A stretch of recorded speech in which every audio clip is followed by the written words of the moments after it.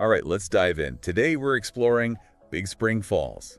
It's in Minnesota, right? You got it. Cool, cool. And we've got a lot to work with for this deep dive. Photography blogs, travel journals, even some websites from serious waterfall enthusiasts. Plus a couple of YouTube videos to really bring it to life. Yeah, it's really cool to see how different each source is, you know? Like they each highlight different things about Big Spring Falls. For sure. So imagine this. You hear about Big Spring Falls and you're like, okay, I want to check this place out. What do you need to know before you go? Yeah, good question. I think the first thing is, like, where exactly is it? Right, location. Exactly. And that's where it gets a little interesting, because some sources say it's in Banning State Park, but then others mention being near the town of Sandstone. So is it in the park or is it by the town? Which is it? Well, it's actually both. It's technically within Banning State Park, but there's a separate entrance, like a dedicated entrance just for the falls. And that entrance is near Sandstone. Ah, okay, that makes sense. So if I'm heading there, I shouldn't just go to the main park entrance, right? I got it. If you go to the main park entrance, you'll be pretty far from the falls. Good to know. So how do you get to the falls then? Let me see. One of our sources, I think it was called Getting to Big Spring Falls, had pretty detailed directions. It said to start in downtown Sandstone, then go east on 3rd Street, take right onto Pine Avenue, and then you just follow Pine Avenue for about a mile and a half. Pine Avenue, mile and a half. Got it. Yeah. So we figured out the location. What about the falls themselves? What can we expect? Is it a giant waterfall or something smaller? It's definitely not a giant. It's actually only 5 feet high. Oh, okay. Yeah. Not exactly Niagara Falls then. Nope. But even though it's not super tall, it's still considered to be really beautiful. Like, all the sources talk about how picturesque it is. Yeah. I was reading one of the photography blogs, and the photographer was talking about, sitting on the sandstone below Big Spring Falls 30 minutes after sunset. That sounds pretty amazing, right? Oh, for sure. But I gotta say, one thing that came up a few times is that the water level can change a lot depending on the time of year. Oh, really?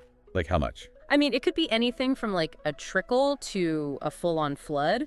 So it's definitely worth checking the conditions before you go. Makes sense. Don't want to show up and be disappointed, right? Yeah. So it's not just about finding the right place, but also about finding the right time to go. Totally. And that actually reminds me of something one of our sources mentioned. Her name's Karen, and she's a travel blogger.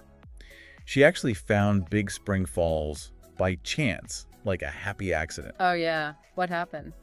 So she was planning to visit the main part of Banning State Park, but when she got there, it was super crowded. And she was kind of bummed, but then she kind of stumbled upon Big Spring Falls, and it ended up being like the highlight of her trip. I love those kind of stories. Like, sometimes the best things happen when you don't plan them. Right. It's like a reminder to be open to detours and unexpected discoveries. For sure. And Karen even mentioned that she, took off her shoes and waded in the Kettle River. So not just about seeing the falls, but about experiencing them, like really getting into nature. Yeah, I think that's what makes Big Spring Falls special. Like, it's not just about the view, it's about the whole experience. Okay, so we know where it is, we know what it looks like, and we know that unexpected adventures can happen. Yeah.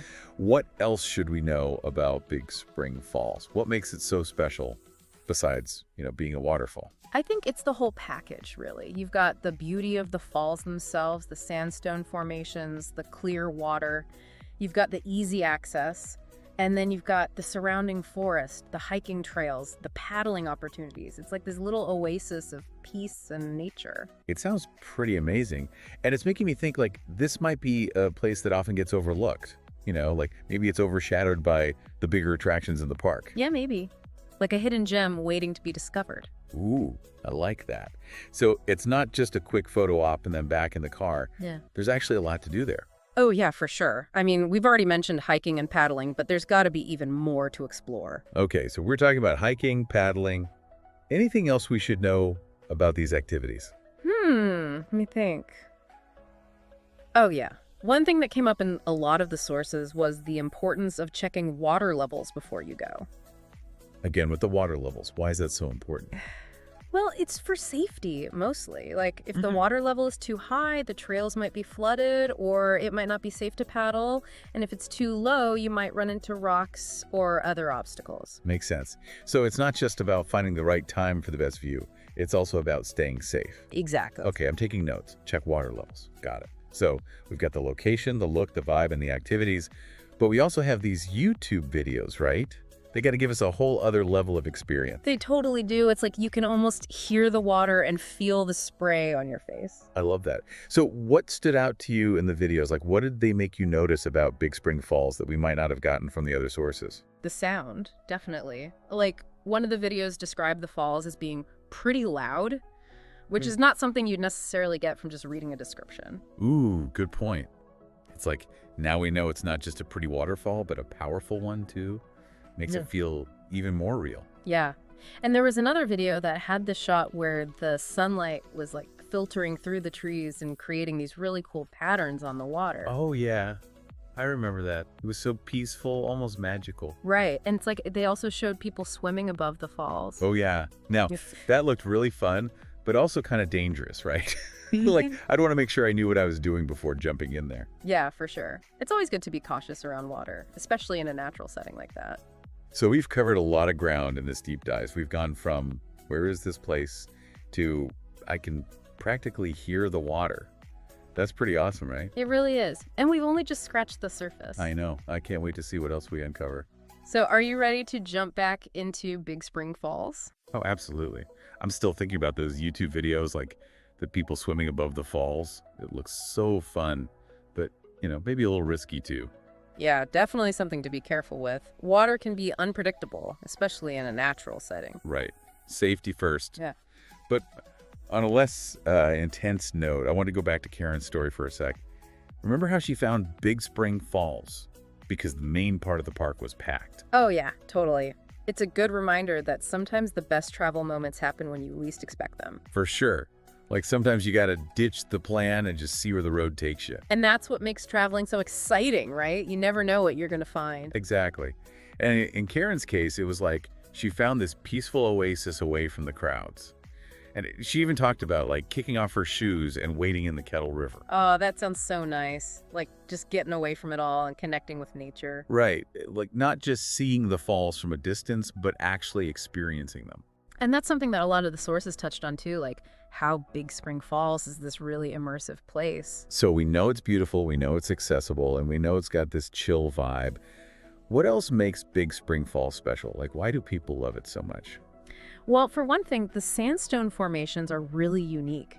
They create these really cool shapes and textures around the falls. Oh, right. I remember seeing that in the photos. It's not just like a plain waterfall. It's got all these interesting details. Exactly.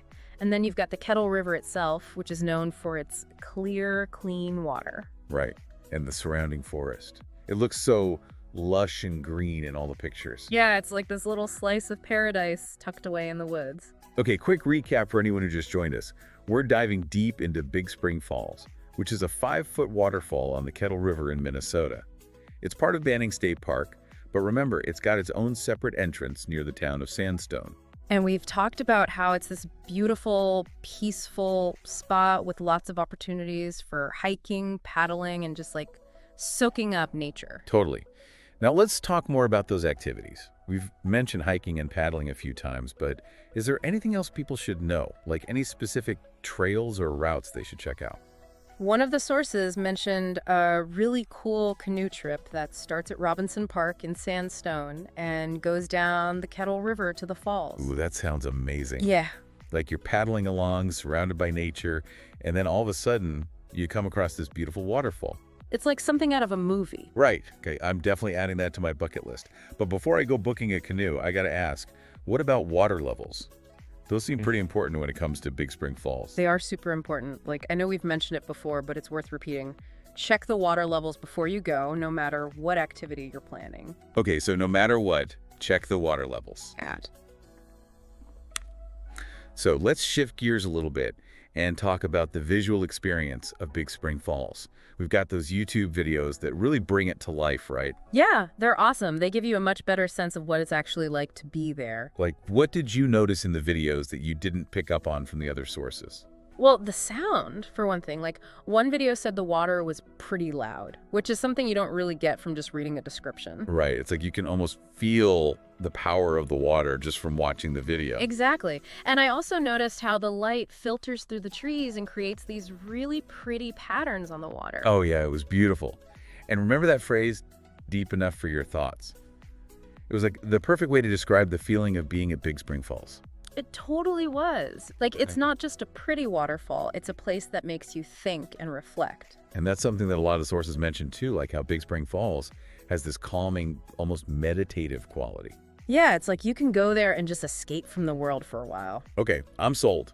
Big Spring Falls is officially on my travel list. Mine too. It sounds like the perfect place to get away from it all and reconnect with nature. And I love how it's not just about seeing the falls, it's about experiencing them, whether you're hiking, paddling, or just, sitting and listening to the water. It's like there's something for everyone. Exactly. And that's what makes it so special. Welcome back to the deep dive. We're wrapping up our exploration of Big Spring Falls. And man, I am ready to book a trip right now. Yeah, I know what you mean. All this talk about the Kettle River and sandstone formations has me itching to get out there. Me too. And speaking of the Kettle River, I was thinking about that canoe trip one of the sources mentioned. Starting at Robinson Park and paddling down to the falls. Oh yeah, that sounds like a pretty amazing way to experience it. Imagine, like, you're paddling along and then, bam, there they are. Right. You're surrounded by nature, the sounds of the water, the trees, Yeah. and then you see the falls. It would be such a cool way to approach them, Like a gradual reveal instead of just walking up to them. Totally. So, you've got options. A scenic hike, a peaceful paddle. Either way, sounds like a win-win. Yeah, I think that's what makes Big Spring Falls so appealing. There's more than one way to enjoy it. But one thing that's consistent across all the sources is the importance of checking water levels. We've said it before, but it's worth repeating. Yeah, seriously. No matter how you plan to experience the falls, check those water levels first. It can make a huge difference in terms of safety and just like overall enjoyment. Okay, message received. Check water levels. Got it. So as we wrap up this deep dive, I want to go back to something we touched on earlier. The fact that Big Spring Falls isn't this massive, towering waterfall. Yeah, it's definitely on the smaller side, but that doesn't seem to diminish its appeal at all. Right. Like all of our sources talked about the beauty and tranquility of the falls, the sandstone formations, the clear water, the lush surroundings. It sounds like a place that really invites you to slow down and appreciate nature. And I think that's what makes it so special. It's not about being the biggest or the most impressive. It's about the feeling it evokes. Exactly. It's a reminder that sometimes the most impactful experiences are the ones that whisper, not shout. Well said. So, Big Spring Falls. Maybe not the tallest waterfall in Minnesota, but definitely one with a lot of heart. And who knows, maybe it'll inspire some of our listeners to go off the beaten path and discover their own hidden gems. Absolutely. Because sometimes the best adventures are the ones you don't plan. So, to all our listeners out there, if you ever find yourselves in Minnesota, yearning for a little peace and quiet, consider making a detour to Big Spring Falls. And if you do, be sure to let us know all about it. We'd love to hear your stories. And until then, happy exploring, everyone. Keep diving deep.